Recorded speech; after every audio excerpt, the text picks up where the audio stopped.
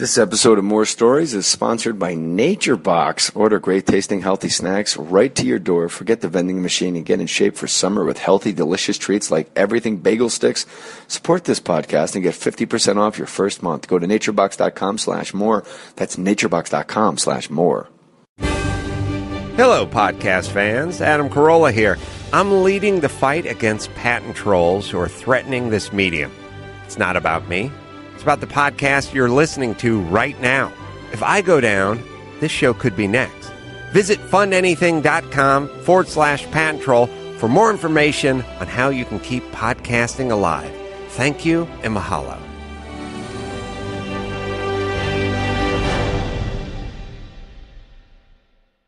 When shopping for car insurance, consider this. Geico has been saving people money on car insurance for over 75 years. So if you're serious about savings, it's simple. Go to geico.com. After 75 years, they know how to save you money. Put your name on it. Just put your name on it. That's all I say. Be a man or a woman. Put your name on it. Well, I'd like to hear about it, potheads. How the fuck you gonna know how to be great if you don't study greatness? Look at the game tape. Donuts. If you wanna battle, it's either that you will or you won't. You know, you're not a bad-looking man, Mr. Gals. But you are, Blanche. You are in that chair. There's something wrong with us. Something very, very wrong with us. Hey, man.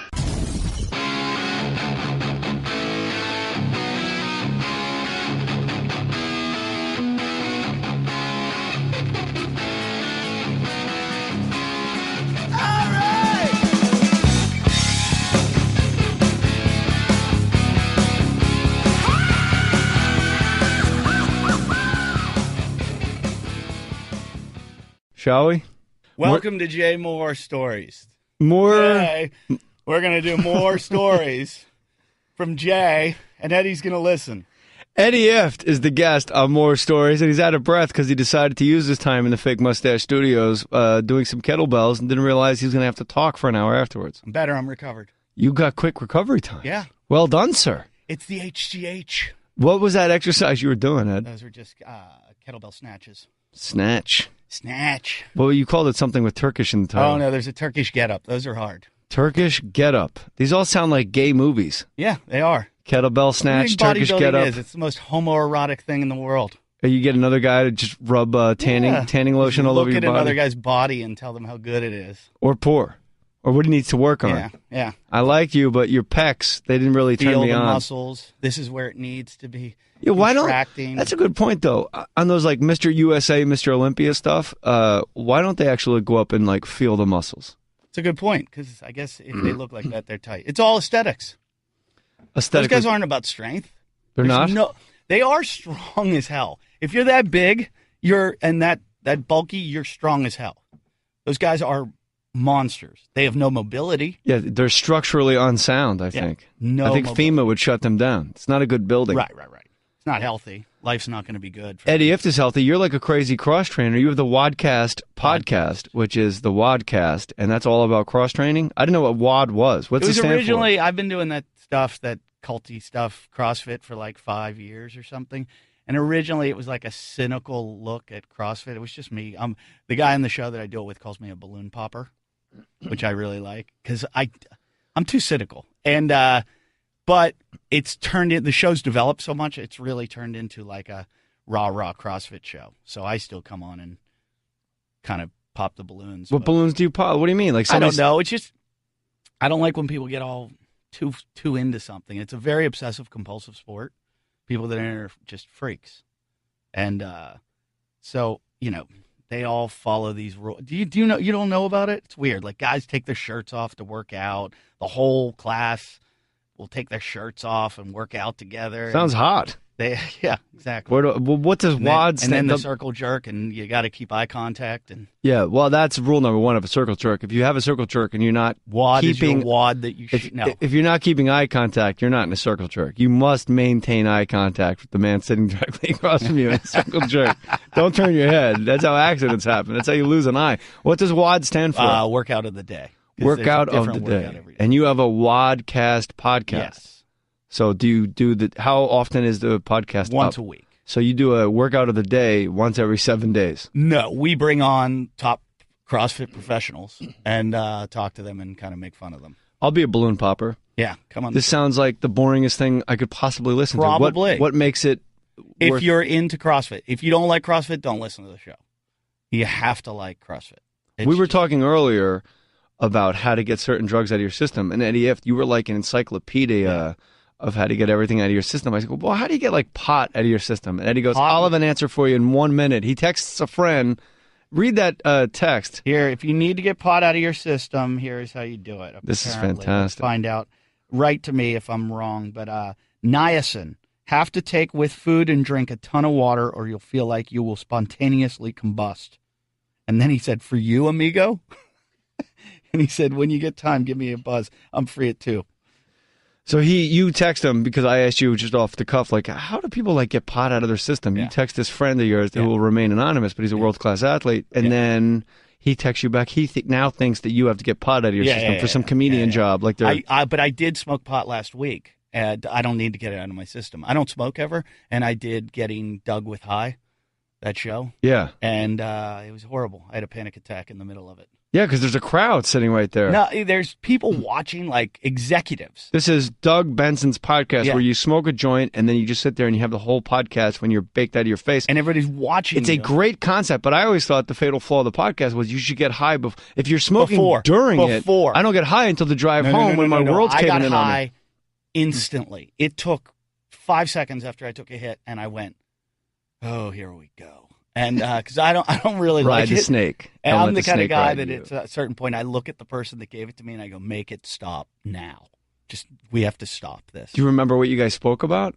No, and all I remember is thinking so paranoid. I'm like, no, I'm not funny. Sorry, I'm real quick. No, I like just an emphatic no clue. I was the whole time I was upset because I felt like I was in my own world and people were staring at me and I was holding my breath. I didn't realize somebody wrote in there like, you need to breathe. People are tweeting you how to be high better. Yeah. Bro, you need to breathe. Like you're doing yoga. So then I went home and I wanted it to stop and it wouldn't stop. So I went surfing thinking I surf with a bunch of potheads and they always surf high. And I'm like, maybe it'll be enjoyable or it'll wear off. Because I used to run when I was drunk to get rid of my drunk feelings. And I go surfing. Sure enough, I hit my head on the bottom of the ocean. And now I got these horrible back pains. So you surfed baked, which most people would think would be like paradise. Like if I'm going to go surf, I would think smoking pot and surfing would be the absolute but it threw off all my timing, So I was surfing a quick wave, and it was like I couldn't. It was just imagine if you don't get high and you do stand up high. I did it once. Chappelle and I got high way back when. He took me in the back room of the Carolines. Remember the fire escape? I got high. I went out on stage. And I bombed like I'd never bombed in my life. I was doing segues. I wouldn't finish the joke. I would move on to the next segue because I was like, this isn't going to work. And then Chappelle just smashed it. And I asked him afterwards, I'm like, how do you do that? And he's like, lots of practice. Lots of practice, man. Yeah. I got high at the Tempe Improv. There was that upstairs. Which one? Tempe Improv. Yeah. There was an upstairs dressing room. The one you're not allowed to drink on stage?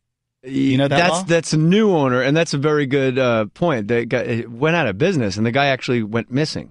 Oh, that was creepy. Yeah, it was very creepy. But it used to be a place where you could just drink your balls off and smoke a ton of pot in the green room. And there was this little James Brown doll where you press the button, it goes, I feel good, and it dances, and you would set it next to somebody so that when it ended, James Brown would turn his head and look at the person baked, and they're like, wow, this is the most amazing green room ever. And we smoked pot, and there were two major leaguers. It was they don't play anymore, so I can drop their name. It was Jeff Jenkins and Richie Sexton, and we're all smoking from the Brewers, and we're smoking pot. But I remember I was so paranoid that these guys were going to get busted for pot in Major League Baseball that when I hit the joint, I would set it down in the ashtray because I was never going to have them be able to say, he handed it to me. Right. So, like, if you want it, it's there, but I'm not going to actually hand you the joint. You were that paranoid. I was that paranoid already. So we get super baked, and I go on stage way fucking too high to do stand-up comedy. And I remembered it at the moment I hit the stage. Before you hit the stage, you get that panic, like, how am I supposed to talk for an hour? I'm so high. So I realized none of my bits, like you said, the timing was so completely off. And what I did was I made believe I was on Broadway. And you're doing a show where you had to pace yourself. And yeah, and I deliver just told lines. stories about my childhood, and I got a standing ovation. I still have no idea what I said. Maybe you should do that all the time. Yeah, I don't think that would probably work well. Jim Jeffries and I used to talk about it, where we said that some of our best shows were drunk, like shit-faced drunk. I have done shows that I'm most proud of. Like, where just the roof went off the place, where I did things I never would have. Because all your inhibitions go away. Yeah. And you say things you never say. You do things you never do. And I try not to do that. Like, I probably will have like one drink a night now. But some of those shows, and maybe it was just I believed it was going that well. That's probably how it was, seeing where my career is. But, well, no. I think your career is going well because you're one of the few guys that go to Australia and make like $1 million being in Australia for 30 days. I once had a psychic on the podcast, Bill Phillips, and he said to me, "What's the thing with you in Australia?" And he just kept coming back to Australia. I'm like, bro, I'm not going to Australia. He was right on everything else he hit. You will. You'll end up there. And I'll go, oh my God, it only took 30 years. I just did India. I went to India and did shows. Not Indiana. India. At like, what, Uncle Hemmel's Chuckle Hut? No, I did fucking 5,000-seat theaters. In India? In India. Was it expats or Indians? It was Indians. And they were fired up? It was not feather Indians. It was the most fucked up experience of my life. My agent called me and goes, "They want you in India." And I went, "What?" He goes, "I just got this call to send you." He goes, and at the time, I'm done. I'm so sick of traveling. I'm so sick of like, I look at it when Seinfeld bitches about how much stand-up he did in his career. I'm like, dude, you had 8 years of a break. Like, I've gone all the way through for the last 18 years, every day of my life. I've never had another job. I've never gotten to take a break. I'm on the road almost every single night of my life for the last 18 years. And so when I get a call to go to India, I'm not excited. And I was just like, no. And then my wife was like, well, don't be an idiot. Find out how much. So he goes, name your price. So I named it. $15 million. And they said yes. 15 million rupees. They said yes. Rupees. And I went, I should ask for more. And then I said, well, I need 2 first-class tickets for me and my wife. I need this. And they were like, yeah, no problem. So we went, and it was so shady leading up to it. We I just emailed, never a phone call with the people, just these emails. Then I was like, who's meeting us at the airport? No one met us. Finally, a guy comes in India. That's scary. Like when you fly to Michigan, you have baggage claim going, where the fuck is my guy? Yeah. And Dr. Drew was like, you need to go get your vaccinations now. And I was like, why? He's like, they have diseases there that if you get, you can't come back. Yeah, you'll be on like Monsters Inside Me. Yeah, I was like, well, then what? He goes, you're Indian.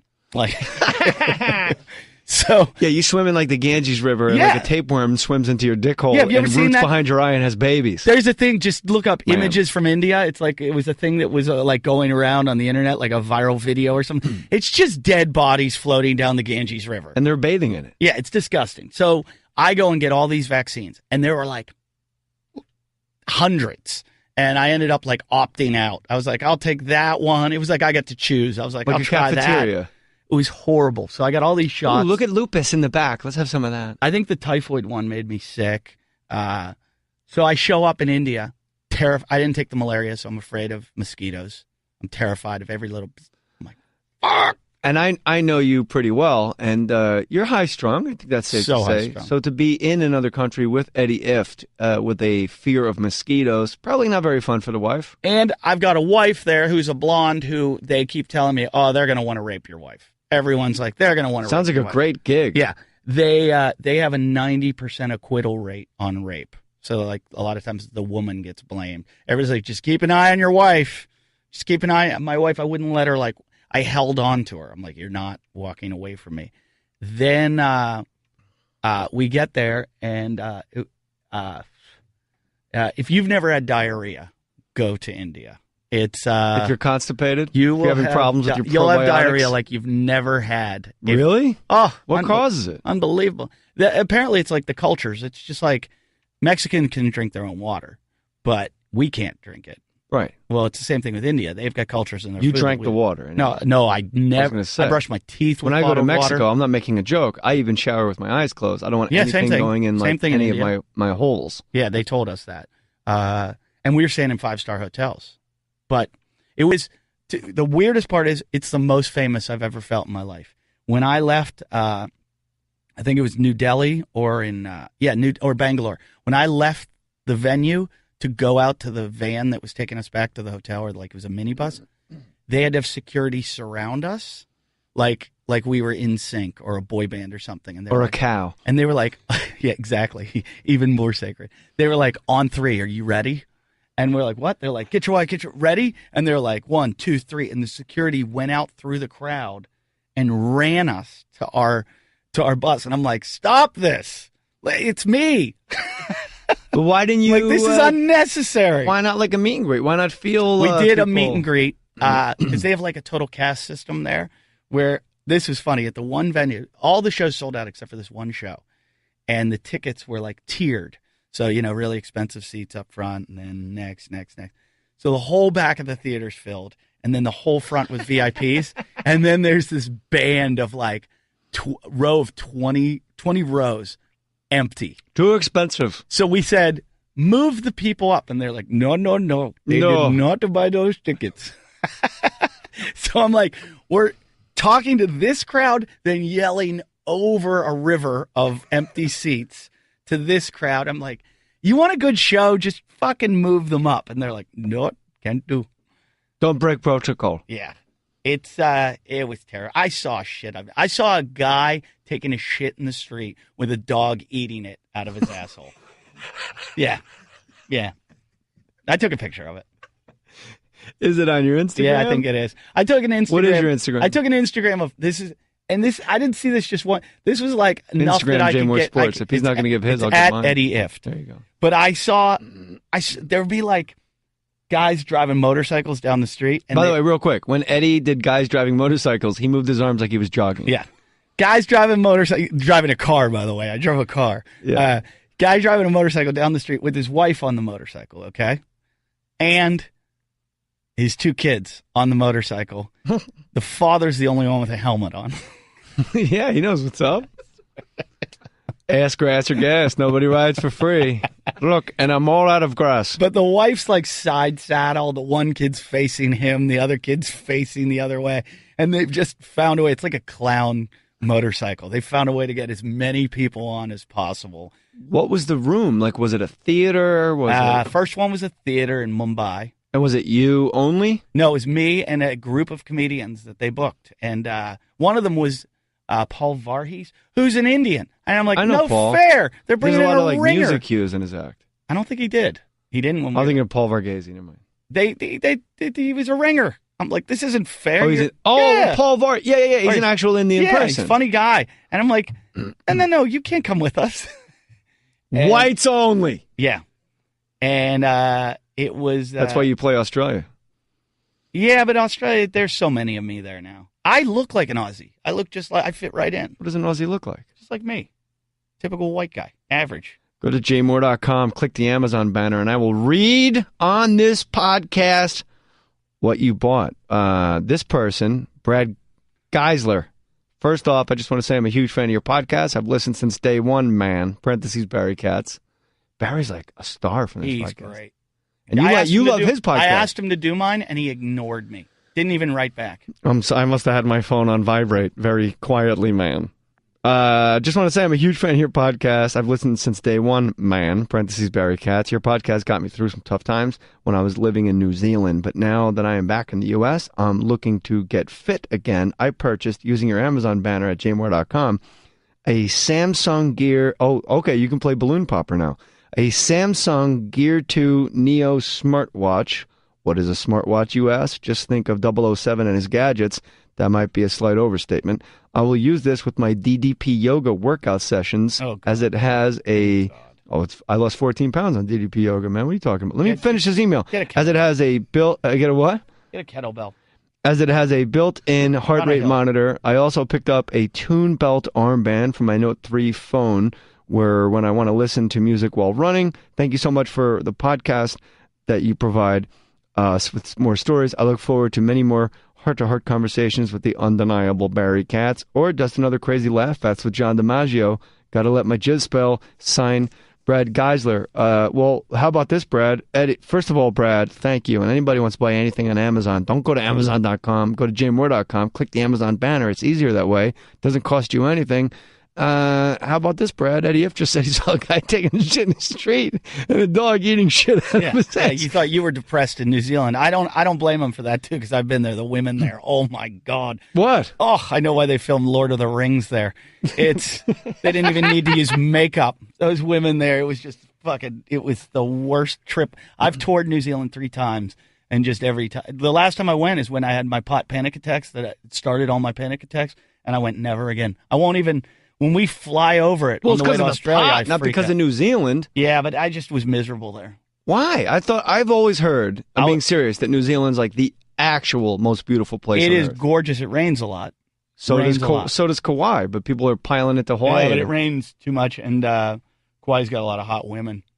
What is it about the women in New Zealand? I don't know. They all look like hobbits and trolls and stuff. Really? Yeah, Gollum. I never heard this before. Yeah. Trust me. I've never heard Whenever anybody... you see a hot woman in New Zealand, she's an Australian. Yeah. It's they're going to hate me for this, but I'm not coming back, so I don't care. Yeah, kiss his ass, New Zealand. Not coming back. Everybody in Christchurch and... I got a standing ovation in Christchurch, too. Tell us about that. No. Why not? I don't know, because it was the night... Weirdly, it was the night of the... He said, I don't know why I'm not telling you that. The other comics on the tour, when they knew I was freaking out on pot, told the audience... I showed up late to the show. They go, when Eddie gets on stage, just start laughing and tell him he looks high. Oh. It was terrible. That's the biggest fear when you're high, is that other people know that you're high. Yeah. So my entire pot-smoking career, as soon as I was really high, I would walk into like a party or something and go, hey, man, what's up? I'm really high. Like I thought like I was disarming them. He's Googling... Vito Violante recording the podcast right now. Women from New Zealand, and he's not seeing anything he likes. Is that an actual thing? There's no New Zealand like models or athletes or like soccer ladies. Pregnant. A pregnant woman? Yeah, they're Miss Universe. Miss Universe is pregnant? Yeah. 9 months. Miss Universe and child. Why? So you play New Zealand. This is what fascinates me about guys like you that do so much stand-up comedy overseas. Like, I went to Edmonton last month, and I'm like, wow, this is amazing. Like, I'm going. You thought you liked playing that mall? No, I played a big theater at River Creek Casino. It was cool. That would be different and fun. I played the mall there. There's a comedy club in a mall in Edmonton, the biggest mall in the world. The Goonies boat is in the mall. Really? In the mall. How did they get the Goonies boat? I don't know. Everything. There's a roller coaster in the mall. That sounds awful. You're a negative prick. No, I'm claustrophobic. I like to be outside. I'll never me and bitch about Vito Violante is recording the podcast right now. And here's the thing. Me and Vito are looking at each other like, wow, Goonies boat in the mall. Now, that makes me... Goonies boat out in the water in Oregon. Beautiful. Love it. Rains too much in Oregon. No. You're just a negative No, prick. I love Australia.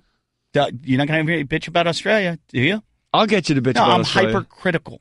Hypercritical about malls? I don't like malls. What do you want to be outside in the snow? It's fucking Edmonton. Yeah, City of Champions. Don't have a country there. Don't have a city. Don't have it. Florida. Hey, Edmonton, don't have a country there. Take your city and move it to Florida or somewhere where there's better weather. I'm learning right now, and I'm not even joking, Eddie Ifft would be the greatest state governor this country has ever seen. Hey, you know what? I don't give a shit. No more parking meters. Fucking turn your car upside down, asshole. Yeah.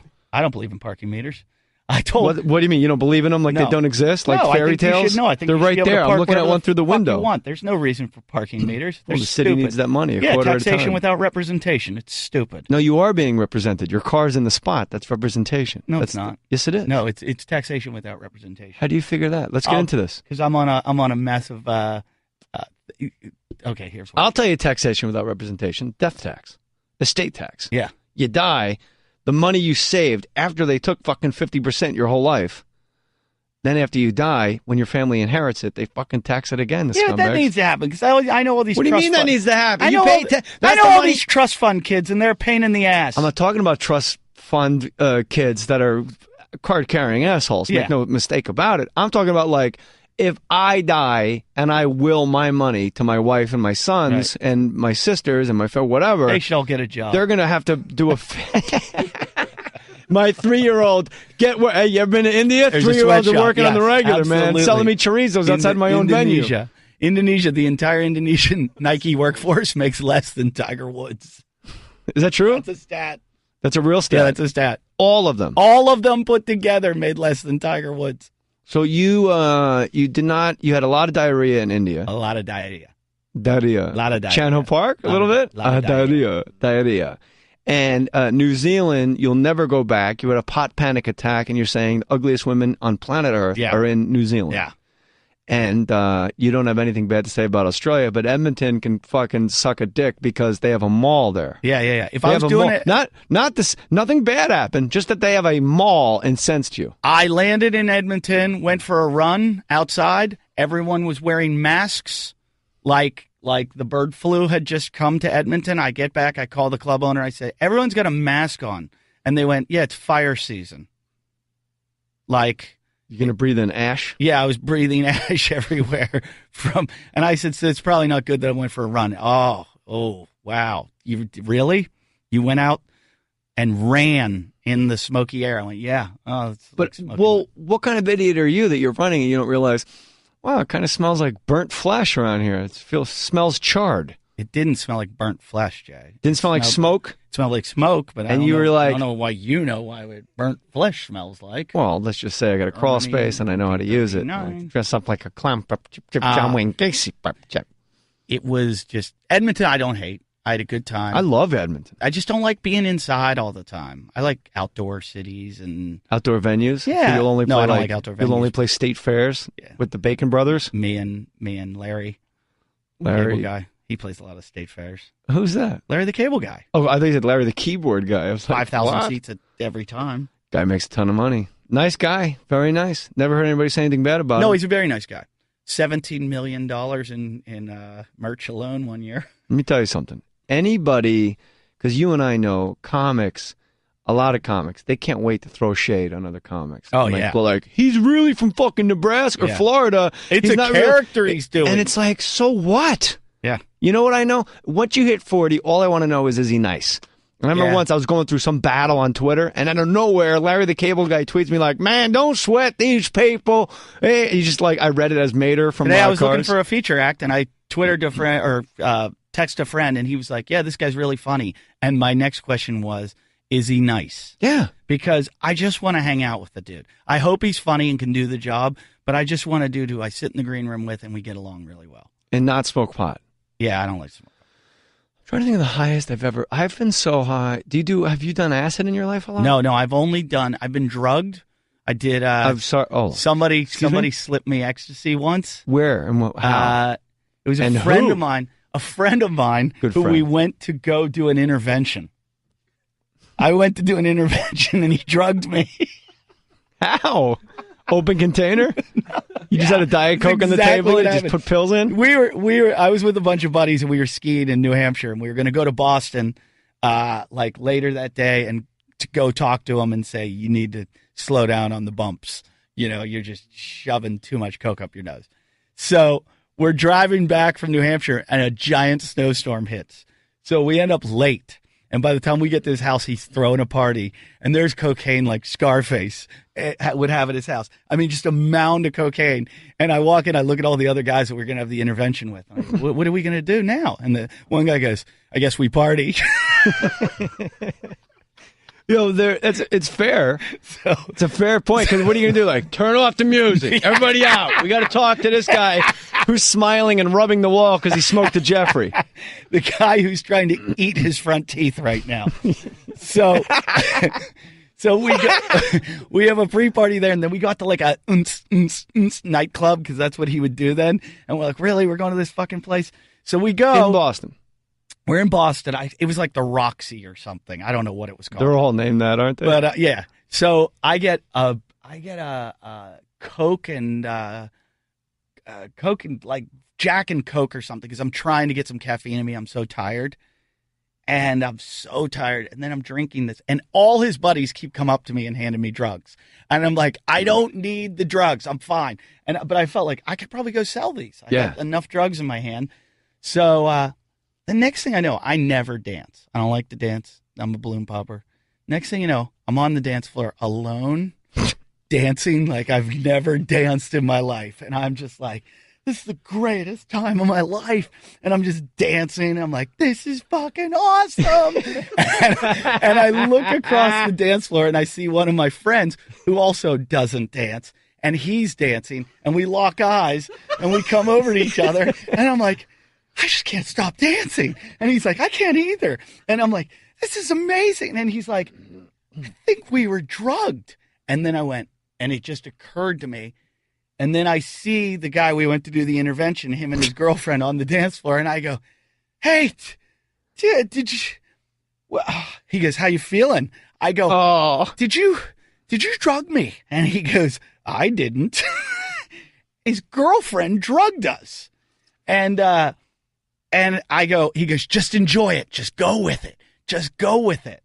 And all of a sudden the fun kind of stopped and the paranoia set in. And the next thing I know, I'm at home on Google, just trying to read everything that's going to happen to me if I ruin my sperm, you know. And I'm so paranoid because I just never liked drugs at all. And the next day I'm like, why would you do that? He goes, hey, you were annoying. Trying to have a good party, and you come in here with 8 people to have a goddamn intervention, blowing up my spot. Did you ever have the intervention? We'll find out next. Listen to this first. I love these new razor blade companies that have the big corporate razors on the run. I'm using these Harry's blades, and they're pretty tight. You know, you go to a drugstore, you wait 10 minutes for someone to unlock the case where the razors are being held. You buy your 4-pack of blades, you get a little shaving cream. Next thing you know, you look in the bag, your receipts, it's like over $25. It's crazy. Look, here's the deal. You get the Harry's blades. They're half the price of all the competitors like Gillette and Bic. They're convenient. The ease of ordering online is great. How do you order online, JJ? Funny you should ask. Go to harrys.com. Harrys.com. Use the promo code MOHR, M-O-H-R, and save $5 off your first purchase. They're going to save you even more money. You just order online. Harry's, Harrys. Harrys.com. Use the promo code MOHR. Save $5 off your first purchase. Look, Harry's is less than 1 year old, is already disrupting the shaving industry, offering better shaving experience at better value than those giants like Schick and Gillette. Please, German-engineered blades. $15 gets you a set that includes a handle, 3 blades, and shave cream shipped to your door. Harry even offers a custom engrave option to engrave your initials on the razor. That's pretty damn cool. Harrys.com. Use the promo code MOHR, M-O-H-R. I'm going to say something that's going to surprise you, and that is you should be snacking more. You need to be snacking more. Hey, what's wrong with you, JJ? How can you tell me to snack more? I'm going to get fat. No, you're not going to get fat. Here's why. You know I'm on this like nature kick. I'm getting in shape. I'm getting in good shape. I feel good. I discovered naturebox.com. NatureBox gives me hundreds of delicious snacks, and I mean delicious. These things are great. And you don't feel guilty about eating them because they're better for you. They're natural, 0 trans fat, 0 high fructose corn syrup. You're even going to find snacks that are low on sugar, non-GMOs, and without gluten, and they ship them to you for free. You know that cranky moment around 3 in the afternoon where you want to tear into anything, even if it's hot garbage? Do what I do. Grab the peanut butter and jelly granola from NatureBox, or baked sweet potato fries, or sweet blueberry almonds. Yes, no more hungriness, no more crankiness, and you stay fit like me.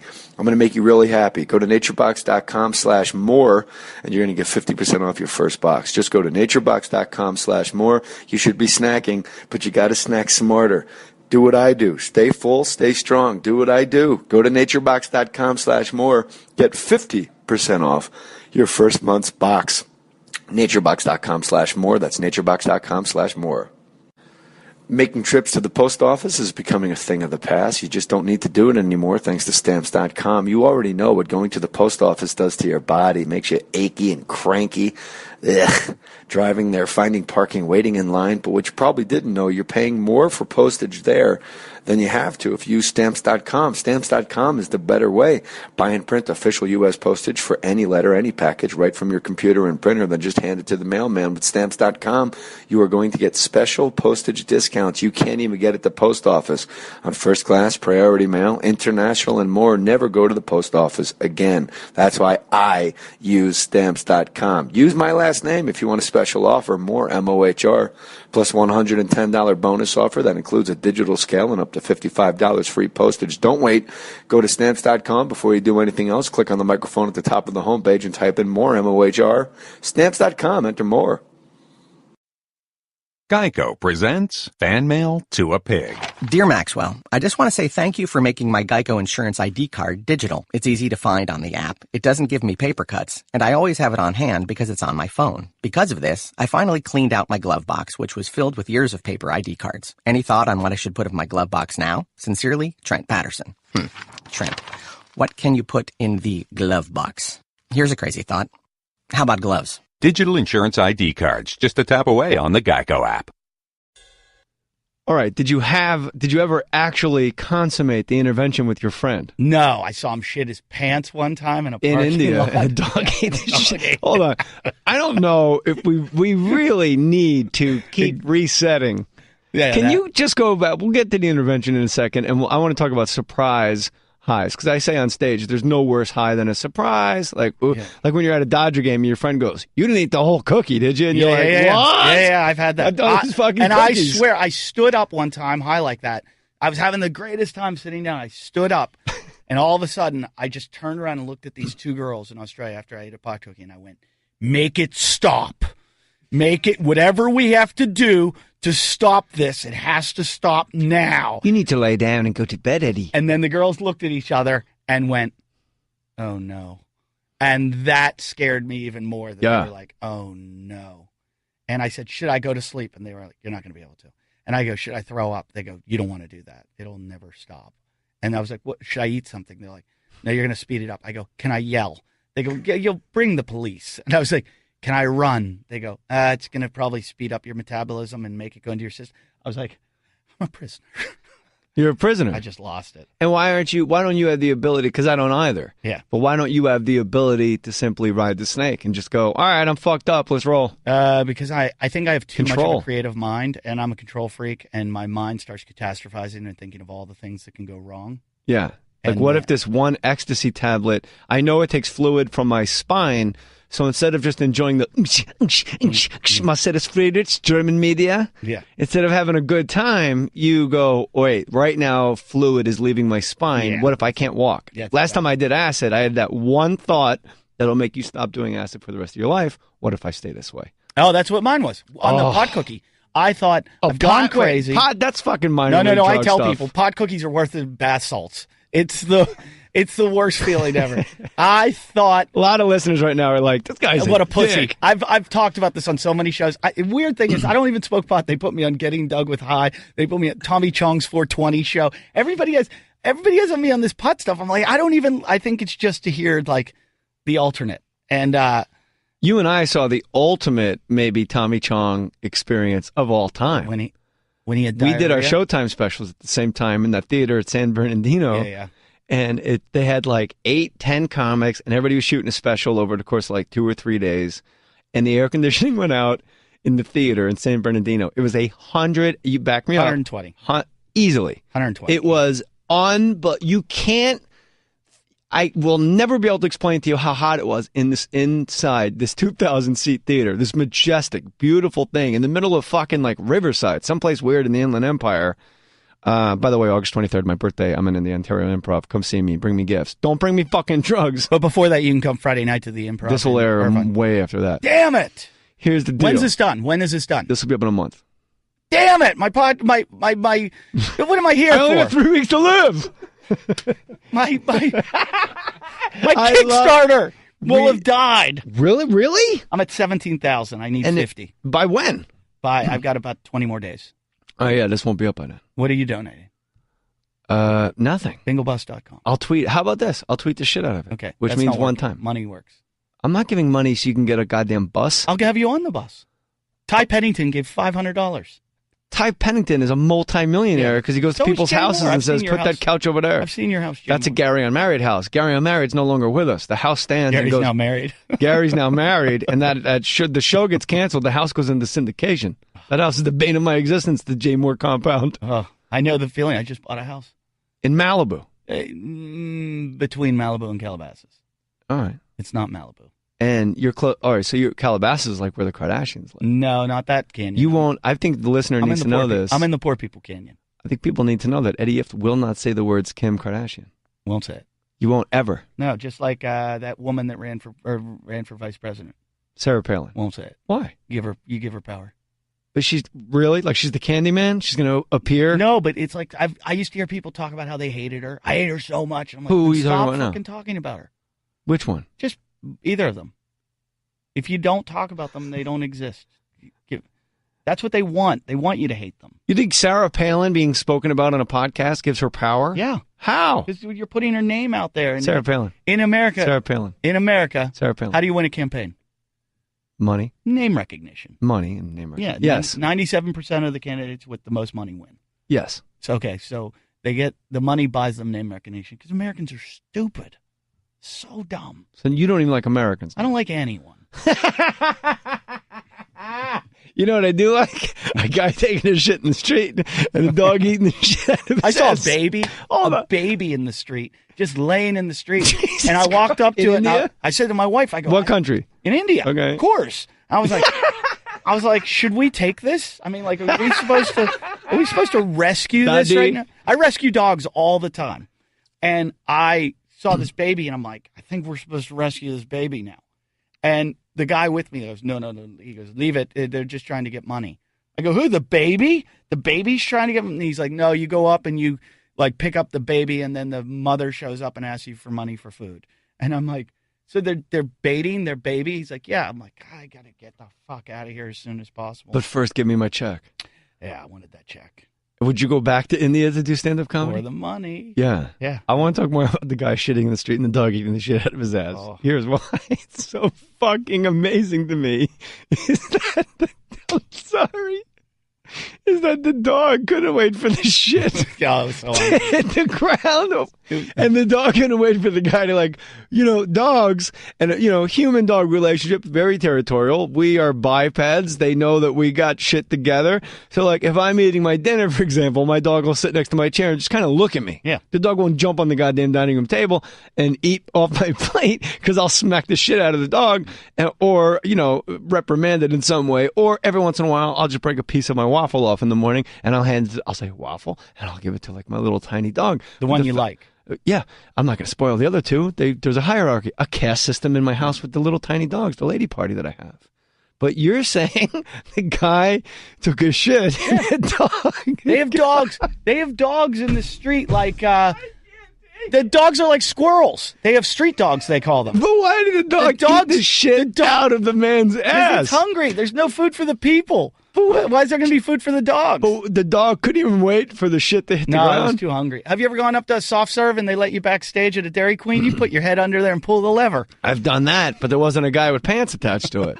Now, the guy taking the shit, did he take umbrage to the fact there was a dog with its nose? He didn't care. He was like, this will be clean. Yeah. You don't have to wipe if a dog's going to lick that out. It really would be the greatest way to wipe if you could just train dogs to lick your asses. That is the funniest thing I've heard in a very long time. Because it started innocently enough. I was doing a joke about it because how everybody in America says that there's a new kind of racism, I think, where it's like you build people up so that you can put down other people. Like people build up Indians so they put down Mexicans. They'll be like, well, the Indians did well. When they came to America, look at all the Indian population. They're all doctors. They're all doctors. But that's because the top 1% of India comes to America. You have to be so rich to come to America from India. So rich, so well-educated, everything. So they come. Of course they're doctors. I was like, I saw a guy in the street getting a dog eating shit out of his ass. That guy's never going to be a doctor. That guy will never be a doctor. I don't care. Never, ever, ever. Never going to be a doctor. That sentence will never not make me laugh out loud. I'll be fucking 90. My wife saw it first. Bag. She's like, look at that. And you're like, what? Is it an indigenous species? Yes. It's a man taking a shit in the street and a dog eating shit. How close was the dog's mouth? I'm obsessed with this. It was like simultaneous? It was like human centipede. It was almost like it was sewn. The dog's mouth was sewn. No, who eats the shit out of the dog's ass? That's a good question. Probably another dog. Smaller dog. Probably another dog. What are you guys looking at? We're trying to have a podcast. He's going on my Instagram photos. He's trying. I was looking for the dog. On at Eddie Ifft on Instagram. There's the babies. All right, babies. Look at the kids. All right, Eddie Ifft. This is a great Instagram account. I recommend it. At Eddie Ifft, IFFT. Right, here's the guy. One guy wearing a helmet, 4 kids and a wife. It's like the Chinese circus. Yeah. You got to go to India. You got to go. Yeah. You got to go. Sounds like a hoot. Let me get 40 inoculations first. There's cows in the middle of the street. Before we went, someone told my wife, they're like, just one warning. If you're in a cab and they hit a cow, get out and run. And she's like, why? She's like, because the people are going to beat the cab driver to death, and because you're in the cab, they're going to beat you too. Why are cows sacred in India? I don't know. They didn't like give you like a rundown of I forget. I read do's and don'ts. You could in the nice hotels you can get meat. You can eat. Really? Yeah. That's the best. I love when people are so full of shit with their righteousness. Like PETA people, spokespeople for people, PETA, then you see them out on the red carpet wearing like a fucking leather jacket. Yeah, I stayed in 5-star hotels that were the nicest hotels I've ever stayed in. In India, yeah. Yeah, it was in Bolivia. And every time we went in, the terrorism like you've never... airports, machine gun guys walking up to me going, papers. You just hand them your paper. I stayed, every hotel I stayed in, mirrors under the car as you pull in.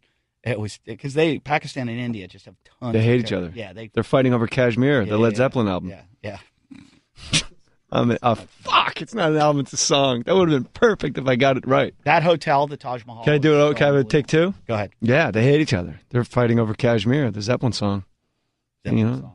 Yeah, it's not an album. That's why I got messed up. I'm having fun on this episode. We did an episode you didn't air. Yeah, because neither one of us were funny. We talked for 2 hours in my garage. Your wife was in the massage chair in bliss. Yeah. At the Fake Mustache Studios. Typical.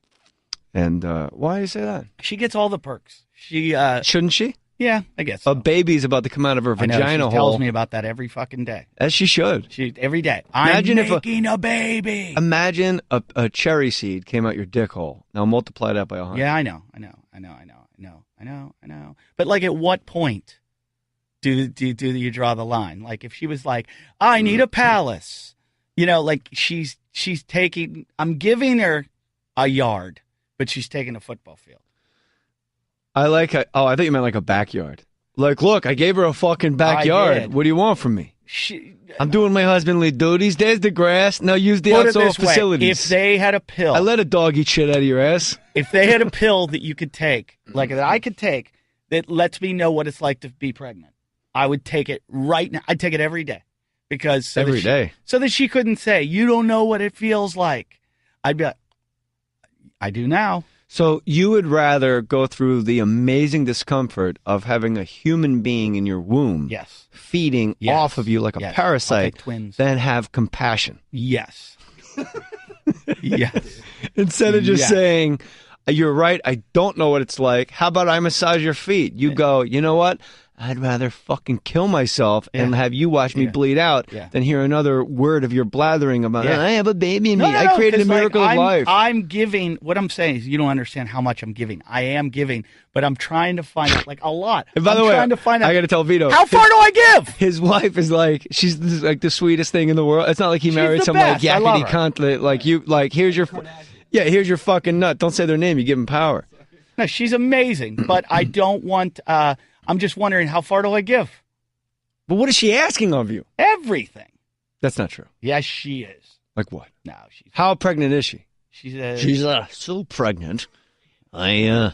She's so pregnant. I punched her once. No, I went down on her and I was eating feet. I felt like a dog. See, this is why we didn't air the other one.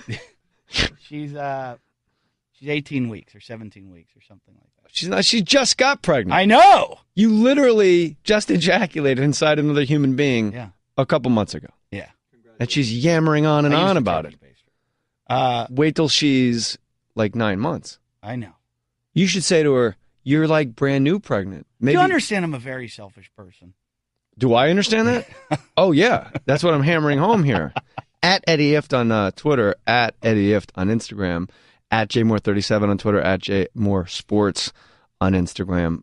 There's a lot of like nice scenery photos on your Instagram. A lot of beach shots. I mean, that's what keeps me. That's my happy place. Beaches? Yeah. Me too. Yeah. Where do you have kids? It's the best because when you have boys, you take them to the beach. And when you were a kid, it was like this big goddamn production. Unless you grew up next to the ocean, like we had to drive an hour and a half to go to the Jersey Shore, and you had like the chairs, the towels. Where'd the you go? blankets. What beach was yours? My grandfather actually had a house in Bayville, so the closest beach would have been Seaside Heights, where they filmed Jersey Shore. And if anybody says like Jersey Shore, that's not a fair representation of Italian Americans in New Jersey. Bullshit. I went to public school in New Jersey. That's exactly who beat the shit out of me every day. Yeah. Those were the guys. I used to go to Wildwood, New Jersey. That's right. I stayed in Avalon Stone Harbor, but we would, at 2 a.m. when the bars would close, we would go over the bridge to Wildwood where the bars close at 5 and stay there till those closed. And it was... As a kid? This is up till I was 24 years old. And it was... Yeah, I've been arrested there so many times. The Jersey Shore is amazing. It's amazing. Like, people shit on Jersey. Beautiful beaches. Gorgeous. Some of the nicest beaches in the world. But my wife brings up a very important point. New Jersey is the only state that you go, yeah, but there's like beautiful parts of it. Like no one in Ohio goes like, yeah, but you know, that Cincinnati, Kentucky border right along the Ohio River, it's really pretty. They just go, it's fucking Ohio. I don't give a shit what you think about it. You haven't been to Youngstown. We're the only people here in Youngstown. We're the only ones, New Jerseyites, that feel like we have to defend it all the time. And why? It wasn't until I was married for a while and went back to New Jersey, left the Lincoln Tunnel, left George Washington Bridge, and drove through fucking shit for like 40 minutes, then hit the bucolic suburban place where I grew up, and I realized, oh, maybe it just is fucking shitty with little pockets of beauty. No, it's not. It's because the majority of people that go to New Jersey, it's the New York... There's millions That's all of people they in New York, see. and they go into New Jersey, and right around New York, it's shit. Yeah, like Giant Stadium. You're like, it's shit. A lot of weeds. That's all they think. They a lot of things buried out here. Yeah, they don't get it. They don't drive down to South Jersey and find the nice stuff down there. Yeah. You know, like Wildwood. How did we get on the topic of South Jersey? 5-cent drinks till taking kids to the beaches. Yeah. Kids to the beach. When you have boys, you don't know yet? We don't 18 know. weeks. I just want it to be healthy and black. And what? Black. Black? For the purpose of? I'm out the door. You finally, that's your get out of jail free card. Baby comes out, gives you the fucking fist. Boom. Wearing a black glove. Yeah. Juan Carlos, 1968 Olympics. You're like, sorry, see ya. Yeah. Jesus. See ya, Lamar. Yeah. Little baby Lamar Ifft. Could be Lakeisha. Lakeisha or Lamar. But when you have boys, you take them to the beach. My point was going to be, you don't have to bring... If they're black, I'm not. Anything. You just show up at the beach with your kids. I've gone fishing with friends off the shore here at Will Rogers Beach. Right. And I'll just say to my son, like, hey, we need to make a rock pile. Look at that rock. I point, and that buys me 20 minutes. Yeah. Because boys are idiots. It's great. They'll just do whatever you tell them. Whereas a girl will be like, well, what are we doing? Like, what's happening? What's the deal? What's the thing? But, like, when you have little boys and go to the beach, literally just find a stick, dig in the dirt. It's the best time you'll My ever kids have. will be surfing at 2. I'll have them on a board. My dog surfs. You can look on my Instagram. My dog even surfs. I'm going to throw him on a board. Shit out of your ass? I'll never. I don't know why. That one was a little less funny that time than the other time. I'm throwing my kids on a surfboard and just going, follow daddy. You're not going to place them. You'll throw them. They're getting thrown on it. And I'm going. So you're already talking about multiple kids. So how about this? You just showed your hand. Yeah. Mr. fucking, my wife's making me nuts with the pregnancy, and I hope the kid's black so I can get out of the relationship because it won't be my kid. And then you're like, my kids, plural. I'm locked in. It's a bait and switch. They nail you. My wife, when I met her, was this hippie, like, free for all. I want to live in Australia. And let's swing. Let's have sex with other couples. Yeah, it was crazy. And then it's a bait and switch. It's a trick. It's a giant scam they do. When you say I do, they should say ta-da. It was, it's, you're locked in. It starts with all the wedding bullshit. Then it goes into the house, and then the kid, and then the schools, and then you're a slave. You're a slave. I've been enslaved. I used to go on the road. I used to make a point. I tell my I only want to go twice a month. I will not do more than 2 dates a month. Now I'm like, are there 5 weeks in a month? I need to do 5 weeks of work this month. So then you should go back to New Zealand. We can't. We got families here that we have to go see all the time. I got to go see my family, her family, constantly back and forth. What a hard life you have. Yeah. You have to see your family. Our families are on the East Coast. They're alive. I have to visit them. You know what it's like flying with dogs? Yeah. How many dogs do you have? 2. And you rescue them all the time? Yeah. I rescued a dog the other day. A guy was kicking a dog in the street. Ugh, and I hear a girl going, stop, I'm going to call the cops. And he's like, will you take it? And I came out, I'm like, dude, stop right now. I'm calling the cops. And he goes, you fucking take it. And I walked up to him and I grabbed his leash and walked away. So it was his dog? Took his dog from him. What was the dog's name? Lucky. The dog is now named Ginger. Ginger? Yeah, and Ginger is with one of my fans from my podcast. The Wadcast. No, from Talking Shit, the other one. Oh, you're still doing it? Still doing Talking Shit. Okay, Talking Shit with... And the Bingle Bus is starting soon. What is Bingle Bus? And how do you get the name Bingle? Bingle is what we called a fart when we were kids. We weren't allowed to say fart. Why weren't you allowed to say I'm fart? Catholic. What do you think is wrong with me? Wasn't allowed to say pee or poop. I had to say tinkle and big things. Wait, what? What? I had to say big things. I have to go do big things? I saw a dog eating big things out of an Indian's ass. You would say to your, all right, hypothetically, you're at the dinner table and you have to excuse yourself to take a shit. Yeah. How does that go down in the Ifft household? I'm sorry, can I be excused? I've got to go do big things. Casey Kasem, keep your feet on the ground and reach for the stars and do big things. Yeah. I sound like Chris Berman. And my penis was my tinkler. This would breed cynicism. Yeah. Yeah. And I remember, this is a true story. Your parents are still alive? I know exactly where it was. Yeah. Powers Run Road, going up the hill. I don't know what state? If I had a boner. Pittsburgh, Pennsylvania, Fox Chapel. And I said to my mother, hey, Mom, why does my tinkler get hard? And what was her response? It's because you're nervous.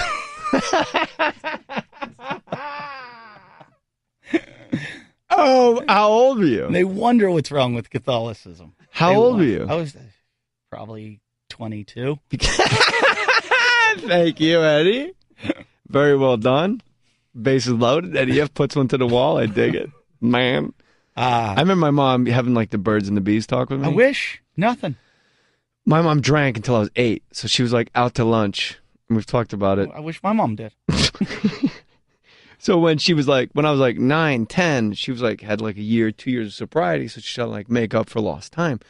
And I remember Bradford Avenue and Pompton Avenue, there's an intersection in Cedar Grove, New Jersey, where she tries to explain all the birds and the bees to me. But at that time, we had already been playing fucking tummy sticks and like flicking each other's cocks like behind the garage and stuff. And we all knew, public school in New Jersey, the way to get pregnant is you pee in somebody's butt. Yeah, I thought the same thing. We would actually I remember stick our dicks. I remember when Robert Ruger explained it to us all in St. Scholastica at the cafeteria table. He said, what happens is you put your penis into the girl's bumhole and then you pee. And we were all like, that's how it's made. Yeah. And we were sure of it. Yeah. We would take our dicks and rub it against another guy's butt, and the guy would go, don't fucking pee in me. I'm serious. I'm 10. I can't have kids yet. This is really warped. Yeah. Don't pee in me. We did it all that, like, where I grew up was just a complete... When if you were alone, or you could talk, that's cool. I just thought of something. Go ahead. I'm sorry. No, go. I don't give a shit. Go. I remember when I started jerking off, I thought, don't let that get anywhere near your asshole or you'll get AIDS. I thought I was going to throw up. That feeling right before you come. I thought it was like I was going to puke. I didn't know what it was. There was a shower at the public pool in Verona that had that like jet nozzle, and you could wash off, and you pull the little like those plastic fucking shower curtains, and I could just put my cock, like the bottom part where it's like shaped like a heart if you're circumcised like a human being, and I would just like drill it, and I would just put loads down on the floor, and I was like 13, 12 years old, and like old men are like, oh sorry, I know you're in here. I'm like, yeah, in a minute. I just got after it. Once I discovered that, forget it. How about this? What I was going to say earlier is where I don't know why, but where I grew up, the suburbia that I grew up in was an absolute, like, you touch my dick, I'll touch your dick. Like, it was just an unspoken thing. Really? Yes. Really? We would have sleepovers, bunk beds, guy in the top bunk would pull his pants down and lay face down. The guy in the bottom would put his feet on the mattress and push up and down to simulate. So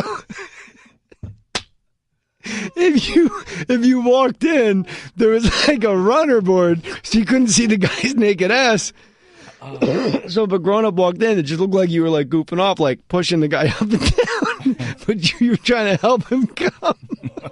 You would lay face down in the top bunk Maybe not take your pants off, like, because you didn't want to get caught. Town. Maybe just take it out or just weird kids that happen to be in the same town at the same time. So, like, you're in your pajamas, and you would get a boner in your pajamas, and you would lay face down. Right. And he'd put your feet up on the He'd mattress. make the vibrating bed for you. No vibrating bed. You'd put like your feet up, and the guy'd be like, "No, you're too low, you're too low."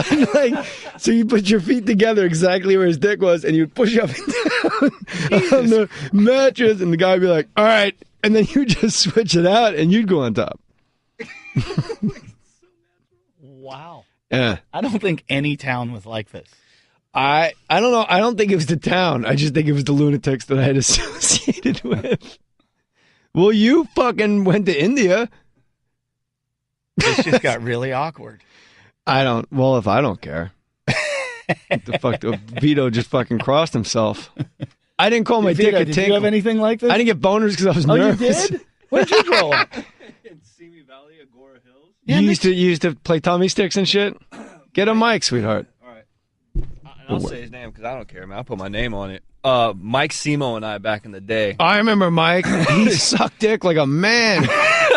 But he was a big dude and I was a little dude. And we'd be watching Plastic Man? And we'd always go like, "Oh, Plaz, please," you know? And so he laid on me one time and we were simulating like we were doing shit. And then I flipped him over. We simulated. And then at that point I was like, okay, maybe I shouldn't be doing that. But my sister used to have dolls. And I would bang the dolls out.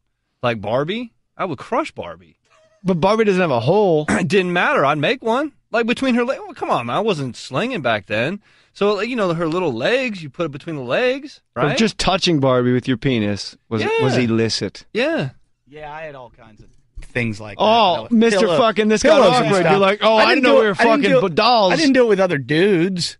I was doing it alone. Like I had a water bed, and I used to, like, figure out how to shape that thing into. I would make artificial vaginas all the time, pillows, whatever. What's the weirdest thing you ever tried to jerk off with? Geez, we had a whole 2-hour-long episode of this on Talking Shit of the weirdest. I wasn't there that day. I'm trying to think what the weirdest thing I fucked.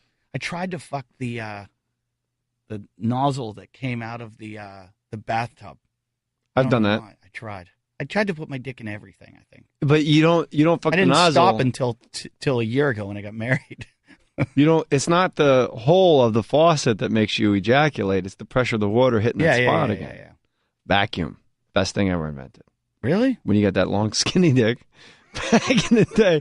Not the hogs that we're all working with today, gentlemen. Where has this show gone? Into a great place. Somebody right now has got earbuds on a subway and everyone's staring at them, talking about you, Heather. You have a lot more female listeners. I guess. What percentage of your listeners are female? About 23, 22%. We got 15. 15? I'm surprised even 15 listen. Maybe they're drawn to the absolute. You guys. First of all, Eddie Ifft goes, "This got uncomfortable." Like you've jerked off homeless men on your podcast. Yeah. Well, we had him. He jerked off a dog. Yeah. But me fucking touching cranks with a kid I grew up with. We had a jerk-off contest on our show. Jim and I jerked off and raced to see who could come. But we went to separate bedrooms. That's no fun. 7 minutes. We were fully clothed, by the way. Me and Simo. You guys were fully clothed. But I don't understand the Plastic Man connection, giving you boners and feeling like you're having sex with each other. Because Plaz could stretch it out.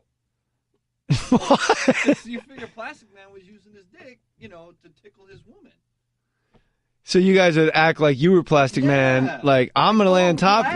Oh, Plaz, please. No, talking about all this stuff, this is a good question that I have for you, because I'm worried about my digital footprint, like, as I have kids now. Like, I got a kid on the web. Search engine on your computer. My nephew said to me. Just make sure jmoore.com is up there and you hit that Amazon banner already. I told my nephew the other day that my sister told me he was bullying a kid at school, and I told him he has to stop, and I was lecturing him. And he goes to me, "You need to stop saying SHIT all the time." And he's 7. And I go, "When have you ever heard me say that?" He goes, "YouTube." And I realized these guys are going to hear all my stories of jerk-off contests or the hot dog eating contest that we had. Or is that a code? Do you know? You remember Farside? Yeah. I had Andrew Farside Furtado and Jason do a hot dog eating competition in honor of the, Brooklyn or the Coney Nathan's, Islands. Yeah.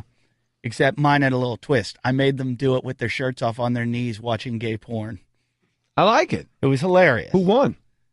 Jason crushed Farside. Because Farside couldn't stop giggling. Yeah, no, they weren't giggling. They were going, because it was really the first time I've really watched gay porn. It's violent. Violent. Why is Vito nodding? Like back when I was in that line of work, man, shit got real. Violent. I never saw violent gay porn before. It was, I felt bad I'll never ask a girl for anal sex ever again. Ever. I mean, my wife, but girl, random. During labor. On the road. That's all over. That's kind of sad. I was in Bert Kreischer's hotel room. We were on the road together, and he goes, let me just take a shower, and then we'll go to the show together. And I go, all right. And as a joke, I pull up pay-per-view in his